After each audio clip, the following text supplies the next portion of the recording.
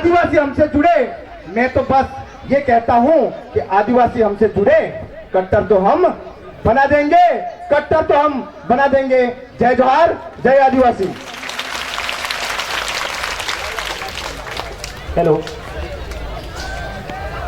सबसे पहले माँ प्रकृति को, धरती आकाश को, जल पवन को, इस सृष्टि पर जितने भी पेड़ पौधे जीव जंतुओं को नमन एवं जोहार करते हुए हमारे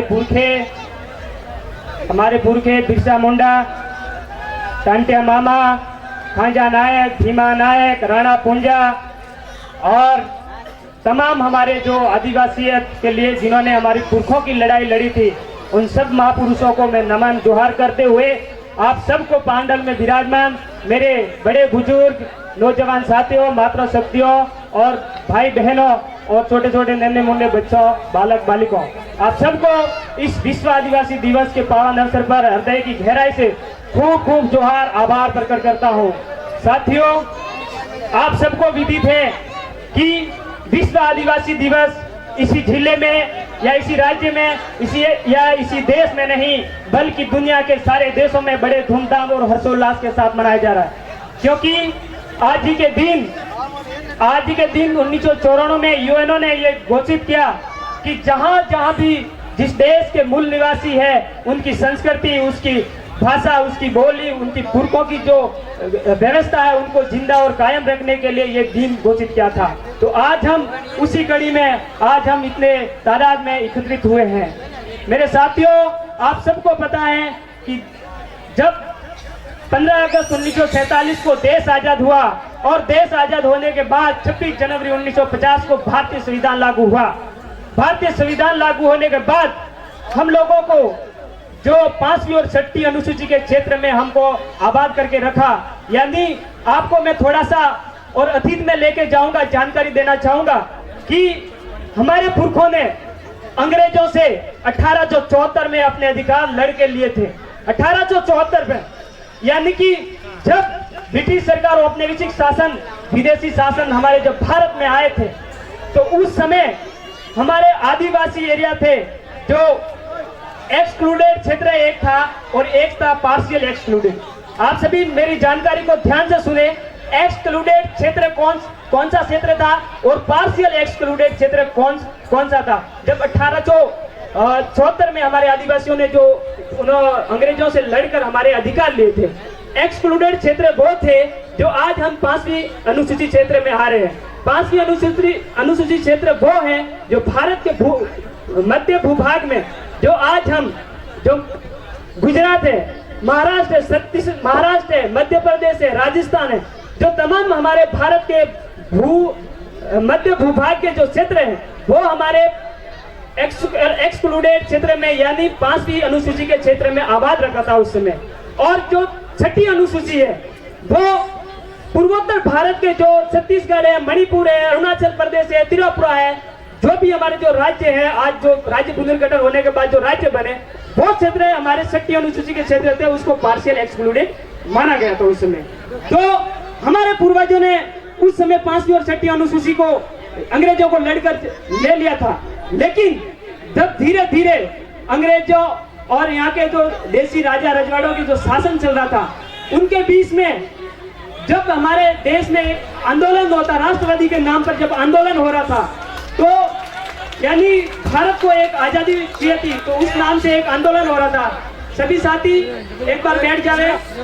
तो राष्ट्रवादी की भावना के नाम से आंदोलन हो रहा था, तो उस समय हमारे जो भारत के जो आदिवासी थे, उन आदिवासियों को ये अपने मूल अधिकार थे जो 5वीं और 6ठी अनुसूची उनकी परंपरागत, उनके जो रूढ़िगत परंपरागत और रूल्स रेगुलेशन थे, उनको वो परंपरागत थे, वो ग्राम सभा थे, उनकी गणतांत्रिक व्यवस्था थी, वहां पर कोई अंग्रेज या बाहरी सरकार की कानून व्यवस्था लागू नहीं होती थी। यानी कि फिर धीरे धीरे जब 1915 में जब ब्रिटिश सरकार को लगा कि यहाँ भारत में राष्ट्र आंदोलन के नाम पर जब भारत एक स्वतंत्र होना चाह रहा है और विदेशियों को यहाँ से उनकी शासन प्रणाली को जो नहीं मान रहे हैं, तो 1915 के बाद में 1919 में एक ब्रिटिश एक्ट बना रहे थे। यानी कि जो आज हम भारतीय संविधान बना है उसकी जो नींव खोदी गई थी वो ब्रिटिशों ने खोदी थी, अंग्रेजों ने खोदी थी, वो 1919 ब्रिटिश एक्ट के तहत खोदी गई थी। और उसके बाद धीरे धीरे जब आंदोलन और तेज होता गया कि हम भारत के लोग यहाँ पे जो उस वर्गीय के लोग थे वो आंदोलन कर रहे थे कि हम एक आजाद होना चाह रहे हैं, किसी औपनिवेशिक शासन के गुलाम नहीं होना चाहते हैं। तो उन्होंने जब ये आंदोलन कर रहे थे तो 1928 में विदेशी द्वारा एक साइमन कमीशन भारत आया।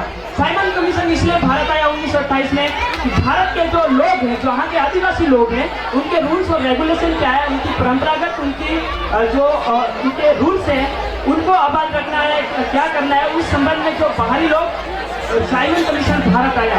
लेकिन साइमन कमीशन का भी घोर विरोध हुआ और 1930-32 में पुनः एक्ट हुआ संविधान। शांति बनाए रखे। वॉलंटियर ध्यान दे, बच्चे खड़े हो रहे हैं।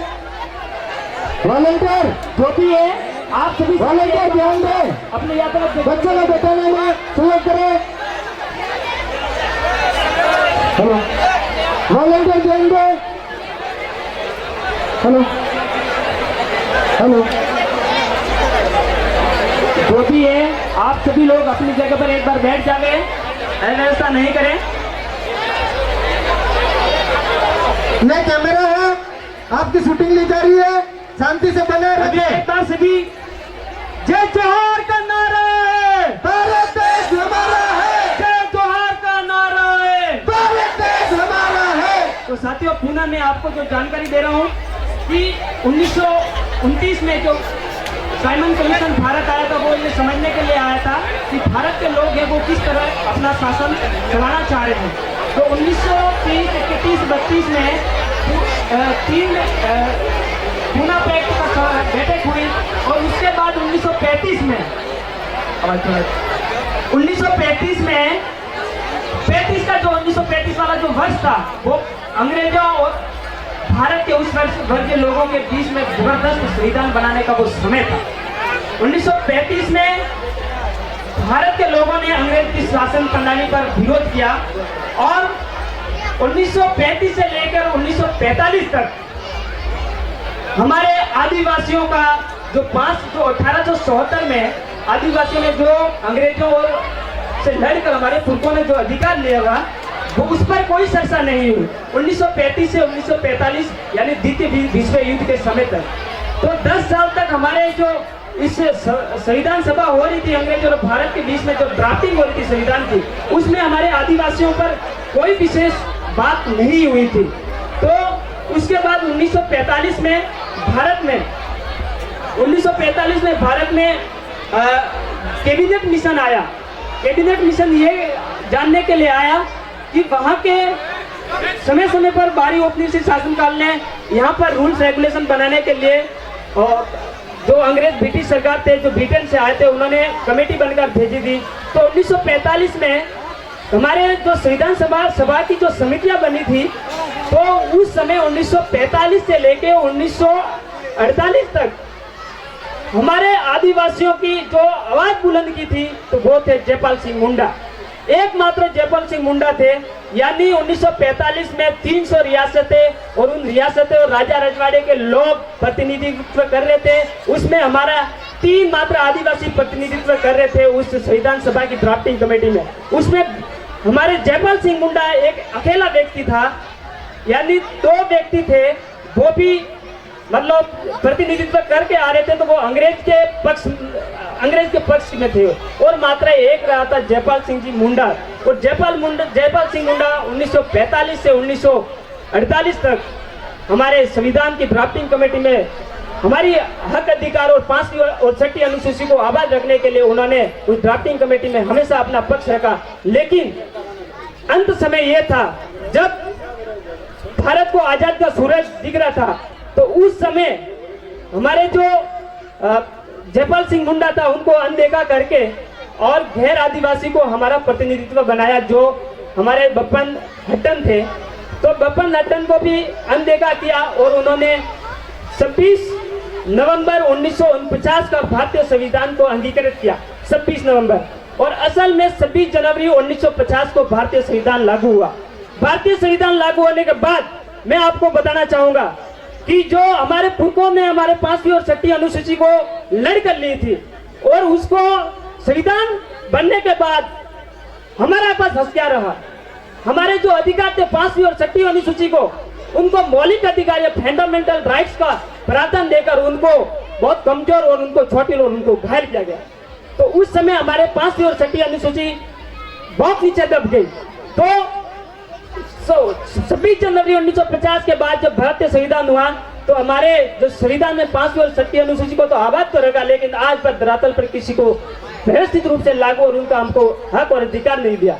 उसे 5वीं और 6वीं अनुसूची में जल, जंगल, जमीन, जहां जिस क्षेत्र में आदिवासी रहता है वहां पर उसका अधिकार ये लिखा हुआ है।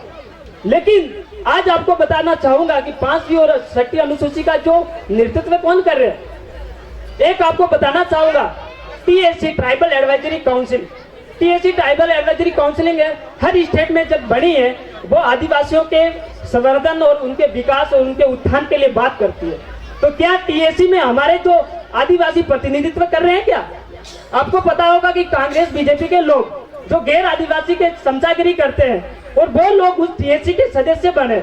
आज ट्राइबल एडवाइजरी जो काउंसिल बनी है उसमें जो 5वीं अनुसूची है वो वहां पर राज्यपाल को विशेष अधिकार देकर, यानी वहां पर कोई अगर कोई कानून या संशोधन बनाना है 5वीं अनुसूची में तो उसको बनाना है तो उसको राज्यपाल को विशेष अधिकार दिए गए थे। तो हमारे जो ट्राइबल एडवाइजरी काउंसिल है उनको नेतृत्व करने के लिए आज हमारे पास जो कोई मात्रा नहीं रह गया। यानी मैं आपको एक पातालगढ़ी आंदोलन का उदाहरण के माध्यम से समझाऊंगा। पातालगढ़ी आंदोलन झारखंड में जब हमारी जो महिला बबीता कश्यप जी है, आप साथी जानते भी होंगे, कितने साथी जान रहे बबीता कश्यप जी को, महिला को, उन्होंने 5वीं और 6वीं अनुसूची को जब उन्होंने अपनी बात रखी सरकार के सामने और सरकार ने उनकी बात को अनदेखी की गई, तो उन्होंने पत्थर पर लिखना शुरू किया कि हमारे आदिवासियों के ये अधिकार है, लोगों को जागरूक करने लगे। तब उसे महिला आंदोलनकारी महिला ने बबीता कश्यप जी को, जो आदिवासी हमारे जो महासभा के जो सचिव थी बबीता कश्यप जी को, उसको फंडामेंटल राइट्स का जो प्रावधान बताकर उनको देशद्रोही घोषित कर दिया उस राज्य सरकार ने। मतलब ये समझ चुके हैं कि हम जब आदिवासियों की बात करते हैं हम आंदोलन करेंगे। जैसे पगरदादा जी है, तमाम प्रकार के जो हमारे आदिवासी परिवार के लोग हैं जो हमारे जो 5वीं और 6वीं अनुसूची की बात करते हैं, तो वो हमेशा हमारे को इस तरह के देशद्रोही के वगैरह वगैरह नाम से हमको वो दबाते रहेंगे। तो वो आपको बबीता कश्यप का जो मैं बता रहा हूँ, तो बबीता कश्यप फिर हाईकोर्ट के दरवाजे तक गई। उन्होंने कहा कि 5वीं और 6वीं अनुसूची है, जो हमारे प्रावधान है और हमारे हक अधिकार है वो हमको मिलने चाहिए। तो वहां से भी उन्होंने हाईकोर्ट ने भी राज्य सरकार या राज्य के गवर्नर को उसमें अपना विशेष योगदान बताकर उस अधिकार को डिकोड करते हुए तो उस कोर्ट ने भी फैसला उनके समर्थन में नहीं किया और सरकार के समर्थन में किया। यानी आप समझ चुके हैं कि हम लोग जब भारत में जो 5वीं और 6वीं अनुसूचित क्षेत्र में रह रहे हैं, हम लोग हमारे अधिकार, हक और अधिकार की बात करेंगे। हम जल, जंगल, जमीन और हमारे पुरखों की जो आ रही है गणतांत्रिक व्यवस्था को कायम करने की बात करते हैं, तब हमारे पर इस तरह के शोषण होते रहेंगे। इसलिए हम लोगों को आज मैं आपको पुनः एक बार बताना चाहूंगा कि चाहे गुजरात के हो, महाराष्ट्र के हो, मध्य प्रदेश के हो, राजस्थान के हो, जिस प्रकार से आज हम एक वैचारिक के रूप में खड़े होकर एक आंदोलन के रूप में उभर रहे हैं और हम हमारे पढ़ लिख कर हक अधिकार को समझेंगे और आने वाले समय में जो हमारे 5वीं और 6वीं अनुसूची है उसको हम लेकर रहेंगे। इन्हीं शब्दों के साथ मेरी बात को, मेरी वाणी को मैं यहाँ विराम करता हूँ। धन्यवाद। जय जवान, जय भारत।